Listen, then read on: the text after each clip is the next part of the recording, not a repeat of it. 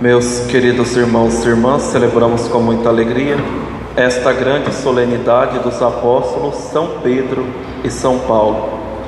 Esta solenidade, ela se celebra no dia 29 de junho, mas por questões pastorais que nós já bem conhecemos, quando não cai no domingo, a igreja aqui no Brasil sempre joga para o domingo seguinte. Essa festa, ela foi introduzida no ano litúrgico no século IV, muito antes de ser colocada a festa do Natal, para vocês terem uma ideia. E naquele tempo tinha-se o costume de celebrar 3 grandes missas. Uma missa na Basílica de São Pedro, depois uma outra missa na Basílica de São Paulo, fora dos muros, e a terceira missa nas catacumbas de São Sebastião, onde ficaram as relíquias desses 2 grandes santos por algum tempo, para elas não serem profanadas. Pedro e Paulo são 2 colunas fundamentais da nossa igreja, da nossa fé. Pedro era de Betsaida, um simples pescador, irmão de André, apóstolo também. Certo dia Jesus passa e o convida a ser seu discípulo. E assim Pedro deixou para trás toda a sua vida velha e passou a seguir a nosso Senhor. Pedro era um homem muito rude, um homem de cabeça dura, era um homem que muitas vezes a fé dele entrava em turbulência e tinha um amor imperfeito. Como nós bem sabemos, Pedro ele não tinha uma relação muito boa com a paixão de Cristo, com a cruz. Todas as vezes que Jesus ia falar da cruz, Pedro, não, Senhor, não diga isso não vai acontecer contigo. Chegou até o ponto de Jesus falar: afasta-se de mim, Satanás, porque tu não pensas como Deus, mas como os homens. Depois Pedro vai falar: Senhor, eu dou a vida por ti se for necessário. E Jesus diz: darás a vida por mim? Em verdade vos digo, ainda esta noite, antes que o galo cante, 3 vezes tu me negarás. Infelizmente assim aconteceu. Pedro naquela noite santa negou 3 vezes a nosso Senhor.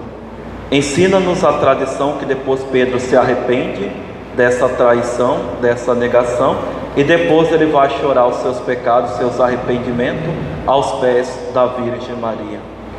Depois Pedro vai ser morto, crucificado. Por um outro lado, nós temos a pessoa de São Paulo.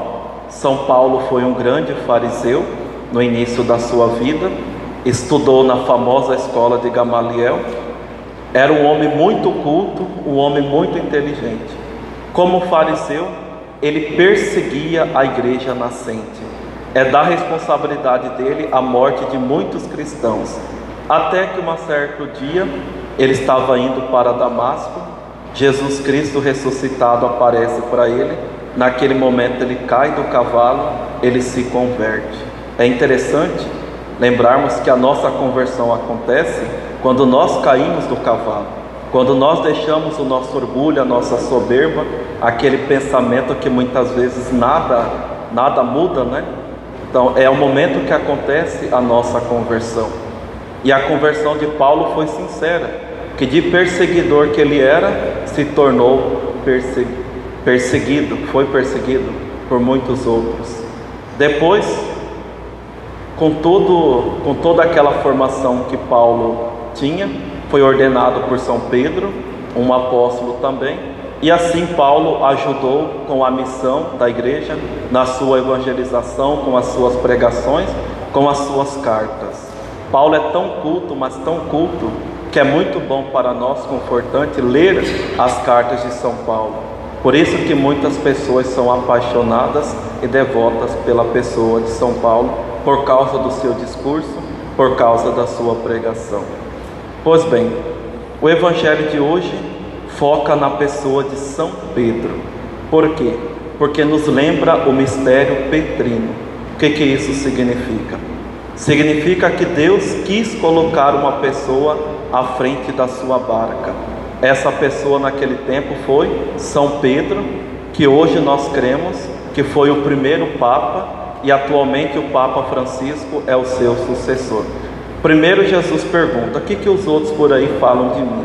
E eles apresentam várias respostas periféricas. Depois Jesus restringe a pergunta: e vós, quem dizeis que eu sou? E aqui Pedro faz a sua belíssima profissão de fé: tu és o Messias, o Filho do Deus vivo. E Jesus diz que Pedro responde isso movido pelo Espírito Santo. Então Pedro professa uma verdade, e depois Jesus devolve para São Pedro uma outra verdade. Por isso eu te digo que tu és Pedro, e sobre esta pedra construirei a minha igreja. Ou seja, meus irmãos e minhas irmãs, nós só podemos ser católicos, nós só podemos sermos igreja a partir do momento que nós estamos em comunhão com Pedro, gostando ou não gostando, aceitando ou não aceitando. A igreja católica é una, ela não é separada, porque o Pedro é essa rocha firme. Ah, padre, mas acontece isso, acontece aquilo. Eu sei que acontece, mas olha só o que Jesus diz para nós: e o poder do inferno nunca poderá vencê-la. Nós precisamos termos fé que quem move a igreja é a pessoa do Espírito Santo. O Papa, ele serve a igreja, ele serve a todos os seus fiéis a partir do momento que ele é obediente à fé, obediente a tudo aquilo que a igreja ensinou, a tudo aquilo que o próprio Cristo instituiu. Então é nesse sentido que um Papa não pode errar em doutrina de fé, diferente daquilo que é a opinião dele pessoal. E a partir do momento que ele rompe com essa fé, automaticamente ele está rompendo com a igreja. Eu me recordo que quando eu era seminarista, estávamos lá na sala estudando uma determinada disciplina teológica, e graças a Deus o nosso professor era um grande padre italiano, tomista, e a igreja estava, como está passando por tantas turbulências, e os seminaristas fizeram umas perguntas para esse padre, e esse padre simplesmente respondeu: não tenham medo, tenham fé, que o Espírito Santo não entrou de férias. Então a gente tem que ter fé. O Espírito Santo de Deus não entrou de férias. No evangelho do domingo retrasado, a barca de Pedro parecia que ia sucumbir em meio a tanta tempestade. No entanto, Jesus estava ali. Assim também a igreja está passando por uma tempestade terrível, mas nós temos que ser fiéis a Deus. Temos que ter fé que Jesus está conosco, que Jesus está na nossa barca. Ele mesmo nos prometeu: o poder do inferno nunca poderá vencê-la. E todos aqueles que creem nisso, que buscam isso, provavelmente terá o mesmo destino de São Pedro e São Paulo. Que destino? O martírio. Todo aquele que é fiel a Jesus é chamado a derramar o seu sangue por Jesus. Humanamente falando, pode ser que foi um fracasso, como prega o mundo, mas divinamente falando, nós sabemos que não. É isso que nós vemos na primeira leitura: Pedro que é libertado da prisão por um anjo, e é isso que nós vemos na segunda leitura, a pessoa de São Paulo, já conformado: combati o bom combate, guardei a fé, fui fiel a Deus, agora está reservado para mim a coroa do martírio. E assim todos nós cristãos, todos nós católicos, temos que ter essa plena consciência. Talvez muitos de vocês que estão aqui não sejam chamados a derramar o sangue. Eu não sei, eu por ser padre, nesse mundo, nesse tempo que nós estamos vivendo, tudo é possível. Mas o martírio que nós passamos é todo dia. Às vezes dentro da própria casa, quando você é católico e talvez sua esposa, seus filhos é de outra denominação, segue certos pensamentos, certas ideologias, que eu não vou citar aqui quais, mas cada um deve fazer seu exame de consciência por meio da fé, se vocês são católicos, obviamente. Muitos têm vergonha de professar a fé lá fora, andar com um simples tercinho, de fazer o sinal da cruz. Outros, por causa do respeito humano, abandonam a fé toda hora, né? Ah, não, para quê? Né? Tem que respeitar, o outro é diferente, tem que acolher, tem que dialogar, e a pessoa vai matando a sua identidade. Não tem coragem de professar a sua fé. Pedro e Paulo derramaram o seu sangue. E nós Não somos capazes de nos posicionarmos lá fora como os católicos, como cristãos. Eu falava no início para vocês que o amor de Pedro foi imperfeito. 3 vezes Pedro negou a nosso Senhor, e 3 vezes, que foi o evangelho de ontem, da missa da vigília, Jesus perguntou para São Pedro: Pedro, tu me amas mais do que esse? Sim, Senhor, eu te amo. Então apacenta os meus cordeiros. Pedro, tu me amas mais do que sim, Senhor, eu te amo. Então apacenta as minhas ovelhas. Pela 3ª vez Jesus pergunta.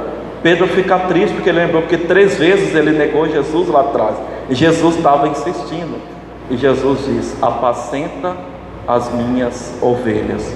Diz Santo Agostinho que é próprio do ofício de quem ama apacentar, ou seja, é próprio de quem ama querer cuidar.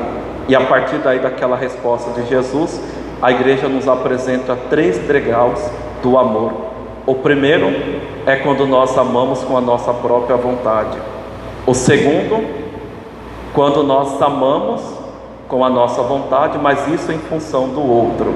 Se aquilo não te leva ao pecado, é um amor, mas ainda é um amor imperfeito.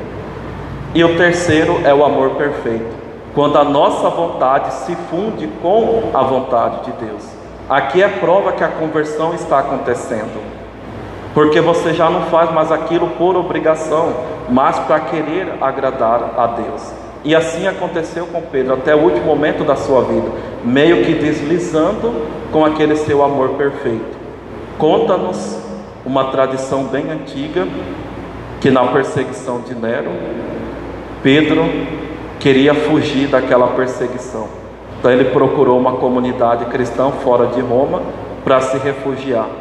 Quando ele chegou no portão de Roma, Jesus apareceu para ele carregando uma pesada cruz.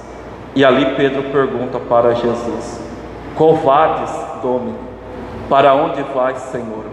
E Jesus respondeu para Pedro: estou indo para Roma para me deixar ser crucificado. E aí Pedro entendeu o recado de Jesus para ele. Em vez de fugir, ele voltou para Roma e dias depois ele foi morto, crucificado. Paulo foi decapitado pela espada e Pedro crucificado na cruz. A única condição que ele colocou é que ele fosse crucificado de cabeça para baixo, porque não se achava digno de morrer como o seu Senhor. Olha só que coragem, que fé e que amor por Cristo. É essa coragem, é esse amor perfeito que Deus espera de nós. Deus conhece os nossos corações, sabe que nós não somos perfeitos, que nós temos muita dificuldade de amá-lo. Mas se nós fugirmos sempre de Deus, fugirmos sempre da sua vontade, nós não daremos conta de entregar a nossa vida por Ele. Nós simplesmente iremos negá-lo, simplesmente iremos trocar Jesus por qualquer coisa, por 30 moedas de prata, como fez Judas. Portanto, meus irmãos e minhas irmãs, que esta solenidade de São Pedro e São Paulo nos ajude a sermos fiéis à nossa fé, a sermos fiéis a Jesus Cristo. Que saibamos viver como católico, que saibamos viver como Deus quer e não como o mundo, como as nossas ideologias desejam. Louvado seja nosso Senhor Jesus Cristo.